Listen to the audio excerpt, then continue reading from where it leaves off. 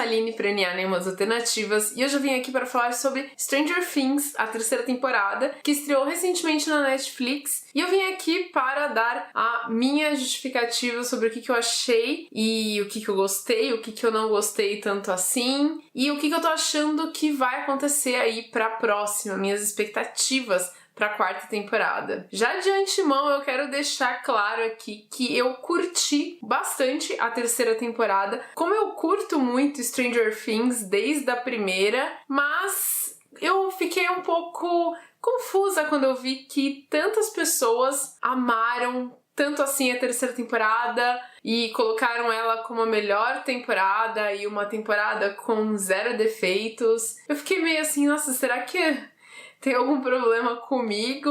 Vou falar de novo aqui, eu gostei muito da terceira temporada e eu defendo bastante Stranger Things, tanto que na época que saiu a primeira temporada de Dark, que é outra série da Netflix que é muito boa também e eu recomendo, as pessoas começaram a comparar Dark com Stranger Things, falando que Dark era muito superior e é algo que eu discordo, assim, eu acho que são séries diferentes, mas no meu coração Stranger Things tem um lugar cativo aí, e inclusive eu não gosto da comparação de tentar rebaixar Stranger Things, talvez por não ter uma trama tão adulta ou tão complexa quanto a outra série da Netflix. Mas eu não achei que a terceira temporada foi a melhor coisa que Stranger Things entregou até agora, e eu vou explicar por quê. Mas antes de eu seguir aqui falando, se inscreva no canal se você não é inscrito, se você curte Stranger Things e outras obras que tem a ver com Stranger Things, eu também gosto bastante. E a gente tem esse tipo de assunto aqui no canal. Assina o sininho para receber notificação quando tem vídeo novo.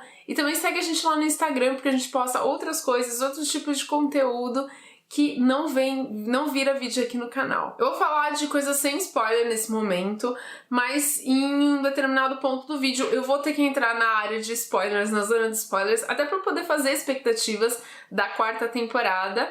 Mas não se preocupe que eu vou avisar quando começar os spoilers aqui. O que eu acho que foi maravilhoso nessa terceira temporada e que segue aí o que Stranger Things tem apresentado nas outras duas. Todo esse clima de nostalgia Stranger Things entrega muito bem.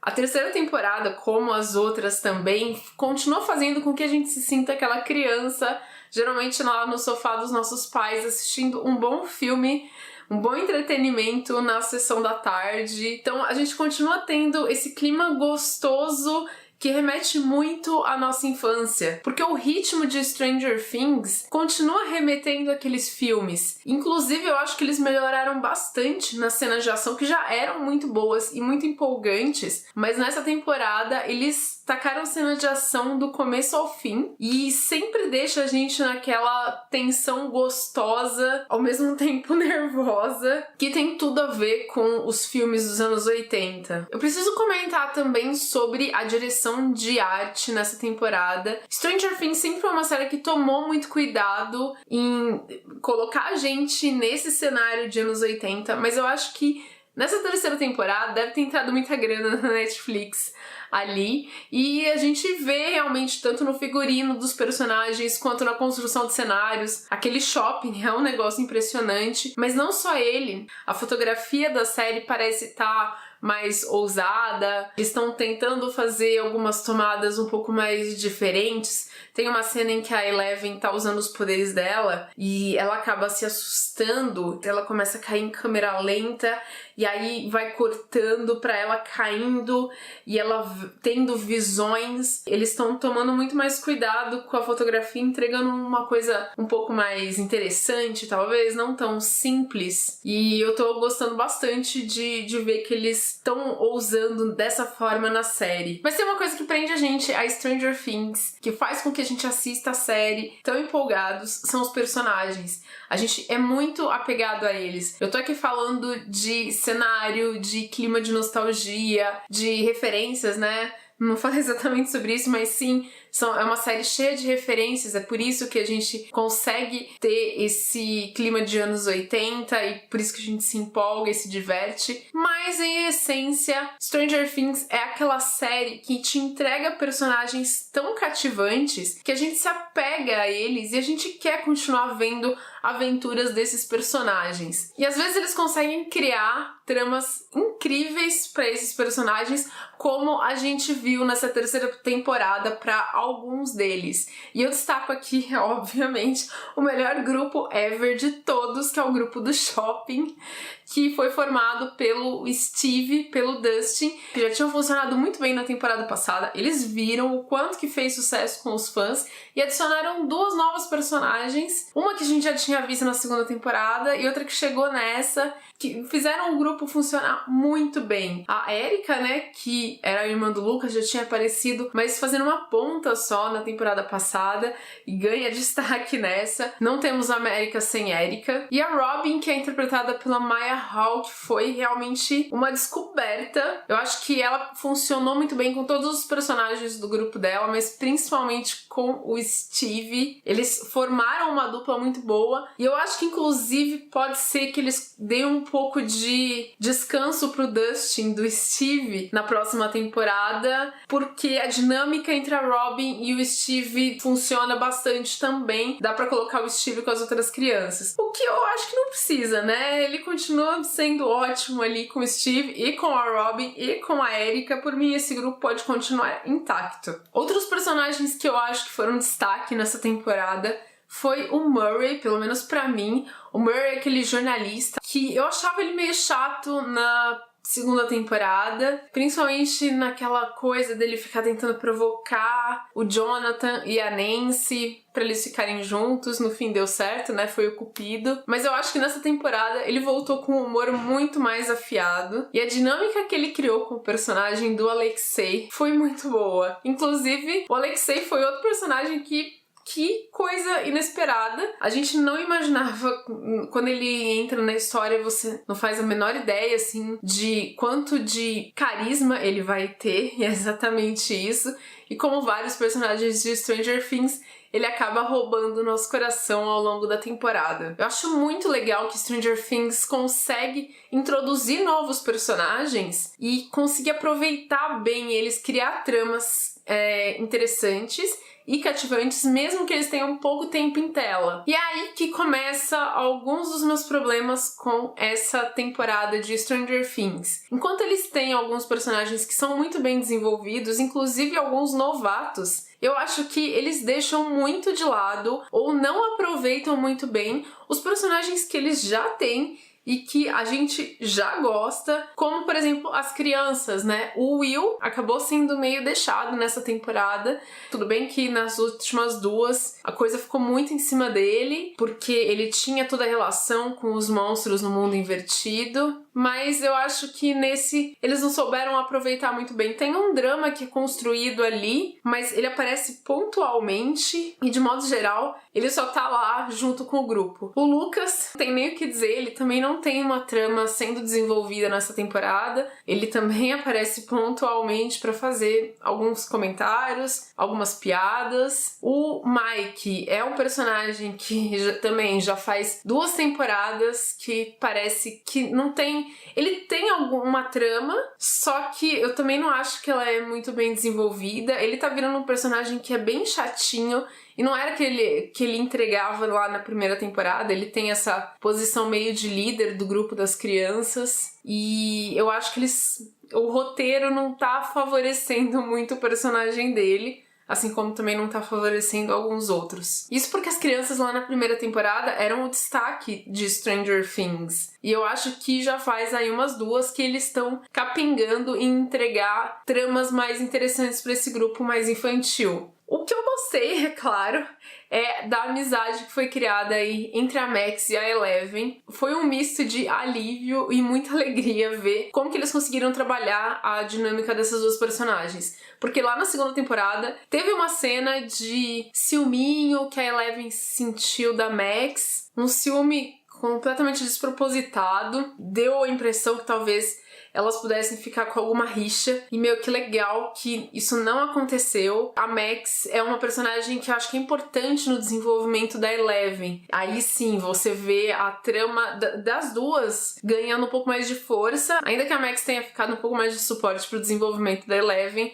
Eu acho que pelo menos criou-se uma dinâmica interessante. A Eleven é uma personagem que ainda tá aprendendo a ser gente, basicamente, porque ela não teve contato com a maioria dos seres humanos, ela não cresceu como uma criança comum. Legal, ela tem a família dela lá com Hopper, mas ela não tem contato muito com mulheres, né? E ela precisa de uma mulher pra ela conversar, pra poder trocar aí informações sobre o universo feminino, ainda mais porque ela tá se tornando adolescente, todos eles estão passando por esse processo de transformação e é um negócio delicado, você precisa ter uma amiga ali pra poder conversar. Eu achei que foi muito coerente ter feito as duas serem amigas. Fora que foi muito divertido ver elas lá no começo da temporada, indo no shopping e brincando lá com os poderes da Eleven. Eu acho que faz todo sentido a Eleven usar os poderes dela pra dar umas vasculhadas na vida dos outros. Você é criança, então é lógico que você vai,